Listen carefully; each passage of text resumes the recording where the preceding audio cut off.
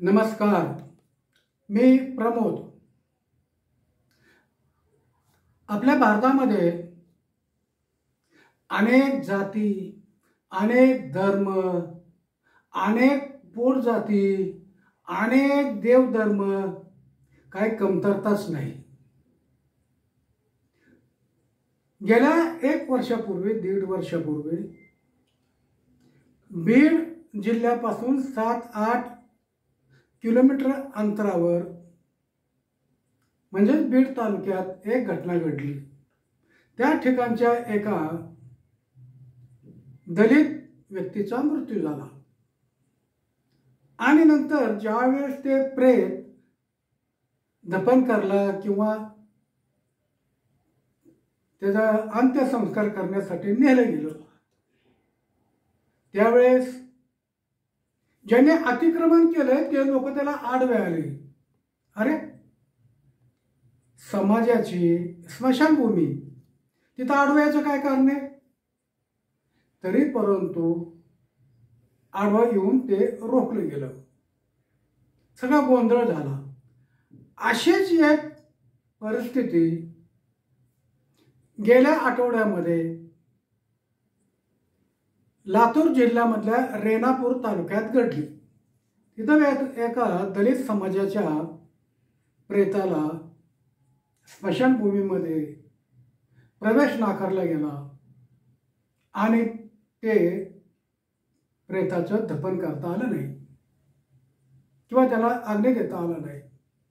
अशा घटना मराठवाड्यामध्ये, विदर्भामध्ये आणि बिहार, यूपी, इतर ठिकाणी जास्त होतात.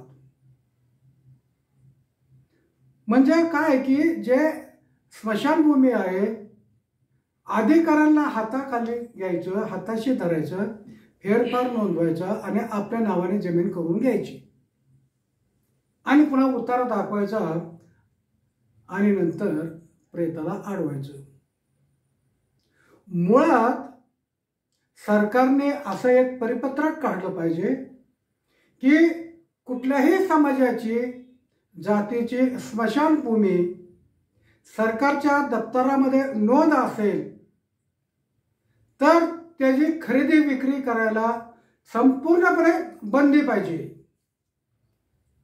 खरेदी विक्रीच करता येणार नाही. जे कोणी करीन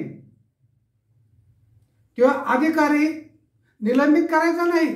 घेणारा, देणारा अधिकारी, जी कोणी त्यात एक प्रकारची टोळी, लुटारूची टोळी, दलिताच्या विरोधात काम करणारी टोळी, निलंबित करायचं नाही. डायरेक्ट आत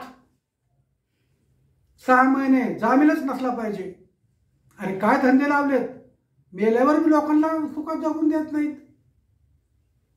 मग ज्या वेळेस समाज उठतो आणि म्हणतो की आता आम्ही प्रेत हलवणार नाही किंवा प्रेत पोलीस स्टेशनला किंवा तहसील कार्यालयात नेणार, अशा पद्धतीच्या ज्या टायमाला मीडियावर किंवा सोशल माध्यमातून बातम्या येतात तेव्हा कुठं अधिकारी पळापळी होती आणि नंतर पुन्हा जागे होतात.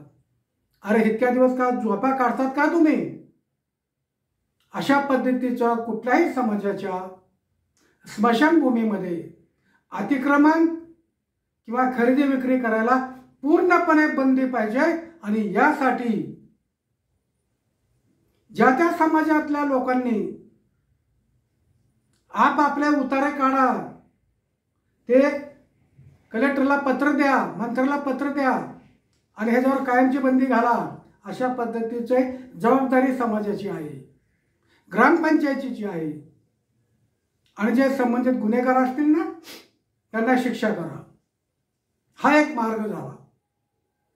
दुसरा मार्ग मला एक सुचतोय आणि तो म्हणजे एक गाव एक स्मशानभूमी, एक गाव एक मसणवाटा. का असू नये? 70-80च्या दशकामध्ये डॉक्टर बाबा आढाव आणि त्यांच्या टीमनी एक गाव एक पानवटा एक अभियान चालू केलं. सक्सेस झालं. खूप त्रास झाला. गावोगावी दलित लोकांना पाणी प्यायला मिळत नव्हतं शुद्ध पाणी, कारण ते उच्चवर्णीय लोकांचं पाणी आहे, त्याला हात लावायचा नाही, ती विहीर बाटती. तर आता तो प्रकार पूर्ण बंद झालेला आहे. ज्या पद्धतीने हॉटेलमध्ये प्रत्येक समाजाला जायची परवानगी आहे, नाव्याच्या दुकानामध्ये आपण दाढी कटिंग करायला प्रत्येक समाजाला जाता येते, हॉस्पिटलमध्ये प्रत्येक जाती धर्माला जाता येते, बरोबर आहे ना. शाळेमध्ये प्रत्येक जातीतल्या मुलांना प्रवेश घेता येतो. तसं प्रत्येक गावात लोकसंख्येनुसार एक गाव एक स्मशानभूमी, म्हणजे एक गाव एक मसणवाटा. प्रत्येक समाजामधला माणूस मेला मग तो कुठल्या जातीचा असो, धर्माचा असो, त्याला जर वाटलं की आपल्याला इथं जायचंय तर तिथं त्याला जाळायची परवानगी मिळाली पाहिजे किंवा पुरायची परवानगी मिळाली पाहिजे, का असू नाही. म्हणून मी सरकारला विनंती करतो, ग्रामपंचायतच्या सदस्यांना विनंती करतो, सरपंचाला विनंती करतो, ग्रामसभेतल्या सर्व गावकऱ्यांना विनंती करतो की आपण आपल्या गावामध्ये एक गाव एक स्मशानभूमी, मसवडा, मसणवाटा अशा पद्धतीचा ठराव करा आणि प्रत्येक जाती धर्माला या समस्यातून आपण मोकळे करा. ह्यालाच म्हणते खरी माणुसकी. हा व्हिडिओ जास्तीत जास्त लोकांपर्यंत पोहोचण्यासाठी आपण न विसरता सबस्क्राईब करा, त्याच्यानंतर त्याला लाईक करा, शेअर करा आणि आपल्या प्रतिक्रिया खाली कमेंटमध्ये लिहिण्यासाठी विसरू नका. हा व्हिडिओ महाराष्ट्रातले प्रत्येक घराघरापर्यंत पोहोचवा.